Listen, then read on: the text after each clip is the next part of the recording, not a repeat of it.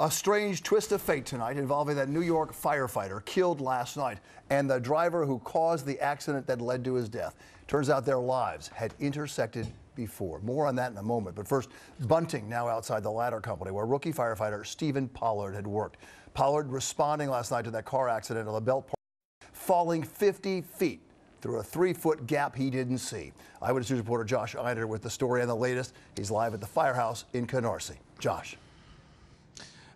Bill, no one in their right mind would suggest that Travis Sims had anything to do, was in any way to blame for what happened last night. But in the blink of an eye, the car accident victim learned what generations of New York's bravest already knew, that there is no such thing as a routine fire call. The stitches in his hand, his bumps and bruises, don't scratch the surface. Can we describe it? Of Travis Sims's pain. He risked his life in order to save mine. After all, the city correction officer bears quite a burden. He's the man Steve Pollard and his fellow firefighters were rescuing last night, trapped in his SUV after a rollover on the Belt Parkway. When that first ladder truck stopped on the other side of the belt, for Travis there was relief, and then pandemonium. I seen a few come over, then I heard the commotion, just oh my God, oh my God, oh my God. As the rescuers jumped the center median to come to Travis's aid, firefighter Pollard lost his footing, slipped through a void in what's known as the Mill Basin Bridge, and tumbled to his death 52 feet below. Pollard, the son and brother of firemen, had just emerged from probation after a year on the job, and at the Canarsie firehouse where he'd been cutting his teeth, tonight they remembered a man destined for greatness.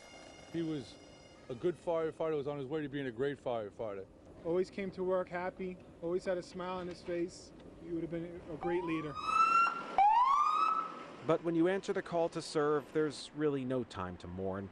And so not 24 hours into their own personal hell, the members of Ladder 170 spun up their lights and pulled past the candles and flowers into the Brooklyn night, ready to trade their lives to save a stranger like Travis Sims. Definitely my hero, and rest in peace.